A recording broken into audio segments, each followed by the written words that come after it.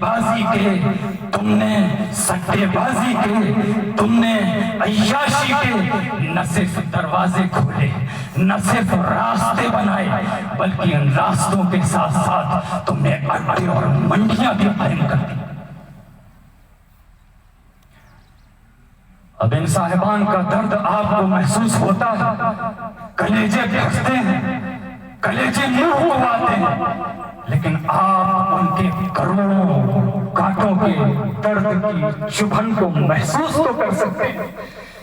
लेकिन उनके पास उनके पांव में चुभे हुए कांटों को निकालने के लिए जा नहीं सकते। और अगर ये है तो हमें ये देखना चाहिए कि उनको दुआ करें, और इसके साथ साथ हम हिंदुस्तान में देखें कि कहीं ऐसा तो नहीं हम भारत के लोगों के साथ भी ऐसा कुछ हो रहा हो। सुप्रीम कोर्ट के चीफ जस्टिस कुरियन ने कहा था, fourth pillar media failed the democracy. Electronic vote के नाम पर जो खेल चल रहा है वो भी आपकी निगाहों के सामने है। इसके साथ साथ न जाने कितने मसले हैं जो हम आपसे बहुत ज्यादा शेयर नहीं कर सकते, लेकिन बीबीसी की रिपोर्ट के एतबार से IPCA, सन फार्मा और सिप्ला नाम की ऐसी कंपनियां हैं जिनके सैंपल लेबोरेटरी के टेस्ट में फेल हो चुके हैं, और इनकी बनाई हुई दवाएं, खासतौर से रेमडेसिविर वगैरह जो कोरोना काल में 600 से लेकर 6 लाख तक में बिकी थी, वो आप लोगों के बीच तक पहुंचती रही, आप लोगों को इस्तेमाल में लाई जाती रही। न जाने कितने लोग मर गए और न जाने कितने लोग बीमार से बीमार तर बन गए। हिंदुस्तान के लोगों के साथ भी करोड़ों कांटों का दर्द छिपा हुआ है। आप इन मसाइल की रोशनी में और इन मसाइल के मौसिवा अगर कुछ और भी देखेंगे तो आपको हिंदुस्तान के लोगों के साथ करोड़ों कांटों का दर्द और करोड़ों कांटों की चुभन और करोड़ों कांटों के चुभने से जो खून रिश्ता है, जो बूंदें टपकती हैं, इन बातों की तहों में जब पहुंचेंगे और इन बातों को तहखाने में जाएंगे तो आपको करोड़ों कांटों की चुभन का एहसास होगा। मसला मुसलमानों का नहीं, मसला मुसलमानों का नहीं, बल्कि परम परमेश्वर परवरदिगार की इस शहीदी और इस लाड़ लड़ती इंसानी बिरादरी का है। मसला मुसलमानों का नहीं, बल्कि we the people of India का है।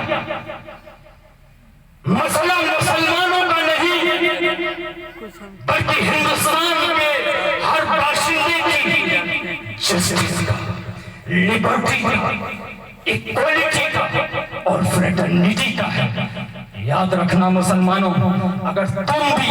और हिंदुस्तान की सेकुलर अवाम अगर पांव से कांटे हटाने का काम नहीं करेगी और जालिम और ताकतवर को सजाओं से दो चार नहीं करेगी और उसको सजाएं नहीं देगी तो वो सजा समाज पर तकसीम हो जाएगी। वो तुम्हें भेजना पड़ेगी, सबको भोगना पड़ेगा। मेरे अजीजों, मेरे दोस्तों, अल्लाह रब्बुल इज्जत अगर एक कांटे पर अगर इंसान की शुक्रगुजारी कर सकता है तो हिंदुस्तान में जो करोड़ों कांटे जो चुभे हुए हैं, हिंदुस्तान में जो लाखों कांटों की चुभन के एहसास है, अगर उनको दूर करने के लिए और डेमोक्रेसी को मजबूत करने के लिए और लोकतंत्र की बुनियादों को मजबूत करने के लिए अगर एकजुट होकर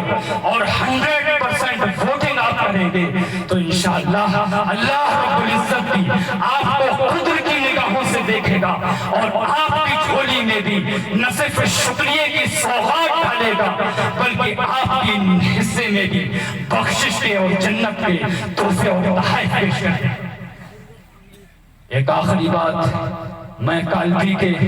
उन कमेटी के लोगों से कर रहा हूं जो लोग कालपी में प्रोग्राम करते हैं। मैं बहुत अदब के साथ कह रहा हूं, बहुत एहतराम के साथ कह रहा हूं, जो लोग भी कालपी में जितने भी प्रोग्राम करते हैं वो लोग अपने सारे प्रोग्रामों को बदस्तूर जारी रखें। जो लोग भी कालपी में किसी भी तरह का प्रोग्राम करते हैं वो लोग अपने प्रोग्राम को बदस्तूर जारी रखें, लेकिन उन प्रोग्रामों की मद में जो बजट खर्च होता है उस बजट को कम कर करके उसको जीरो तक लाने की कोशिश करें और उस सारे के सारे बजट को अपने ही महल्ले के, अपने ही पड़ोस के, अपने ही भारत के वो किसी भी जात और बिरादर के बच्चे हों उनकी एजुकेशन पर खर्च कर दें, ताकि तुम्हारे बीच में बाहर बैठे हुए मोहतरम जनाब एडीएम असीम चौधरी आईपीएस साहब की तरह तुम्हारे बीच में ऐसे बच्चे पैदा हो जाए, जनाब एसडीएम साहब की तरह और जनाब डीएम साहब की तरह तुम्हारे बीच में आईएएस तैयार हो जाएं, तुम्हारे बीच में दुष्यंत दवे, प्रशांत भूषण, महमूद राजा और बैरिस्टर ओवैसी साहब की तरह बैरिस्टर और वकील तैयार हो जाए, ताकि तुम्हें अगर कभी विपदाएं हो,